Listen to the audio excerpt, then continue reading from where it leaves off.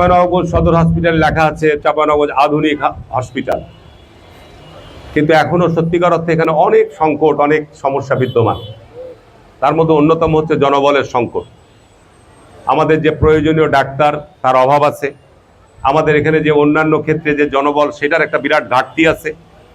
সরকার চেষ্টা করছে, আজকে মাননীয় প্রধানমন্ত্রী এই বছরই আমাদের স্বাস্থ্য খাতে প্রায় ৮০,০০০-এর অধিক জনবল নিয়োগের একটা প্রক্রিয়া ইতিমধ্যে শুরু করছে। আমরা আশা করছি কয়েক মাসের মধ্যেই আমাদের তৃণমূলের যে জনবলের ঘাটতিটা রয়েছে এটা আমরা দূর করতে পারবো। সিভিল মধ্যে তাই তো, এটা ইনশাল্লাহ আমরা আশা করছি খুব দ্রুত এটা সরকার ইতিমধ্যে কার্যক্রম গ্রহণ করেছে।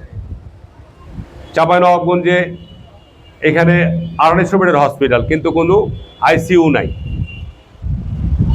আইসিইউ না থাকলে ভালো, যদি এখানে ওটি ব্যবস্থা, ওটি না থাকে, অপারেশন থিয়েটার ব্যবস্থা না থাকে, তাহলে সেটাকে আধুনিক হাসপাতাল বলা ঠিক না। যে কারণে এই ২৫০ বেডের হসপিটালটি, আমি বিগত সময় যখন এমপি ছিলাম সেইখানে এই ২৫০ বেডের হসপিটাল অবকাঠামো নির্মাণ হয়েছিল, কিন্তু এই হাসপাতাল চলতো ৫০ শয্যা বিশিষ্ট হাসপাতালের জনবল দিয়ে। সেই ৫০ শয্যা হসপিটালের জনবলকে ১০০ বেডে উন্নীত করে, ১০০ বেড থেকে ২৫০ বেডে উন্নীত করে এখানে জনবল কাঠামো আমাদের মন্ত্রণালয় থেকে, অর্থ মন্ত্রণালয় এবং হেলথ মন্ত্রণালয় থেকে সেটা অনুমোদন করা হয়েছে।